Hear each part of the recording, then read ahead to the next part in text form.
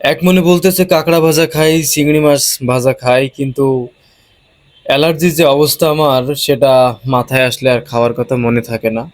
অনেকে দেখছেন এখানে চিংড়ি মাছ ভাজা, কাঁকড়া ভাজা খাচ্ছে। আসলে খাওয়ার একটু ইচ্ছা ছিল, তবে আমার অ্যালার্জির সমস্যা, খেলেই অনেক সমস্যা হয়ে যায়। এজন্য আর দেখে দেখে ভিডিও করা ছাড়া আর কিছু করার নাই। তো সন্ধ্যাকালীন সময়ে সুগন্ধা বিচে বিভিন্ন সামুদ্রিক মাছ পাওয়া যায়। এ সময় লঞ্চে করে জেলেরা এই মাছগুলো উঠায় সন্ধ্যার সময়। দেখছেন বড় বড় কাঁকড়া, চিংড়ি মাছ, বিভিন্ন সামুদ্রিক মাছ এখানে আছে, যেটা সন্ধ্যাকালীন সময়ে আসলে পাওয়া যায় স্বল্প দামে আর কি।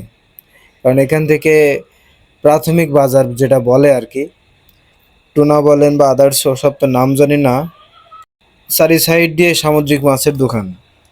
যে মাছগুলো ওই অল্প সময়েই হলো যে উপরে তুলছে, আর খুবই অল্প দামে দেখলাম, দাম করে দেখলাম অল্প দামেই মাছগুলো পাওয়া যাচ্ছে।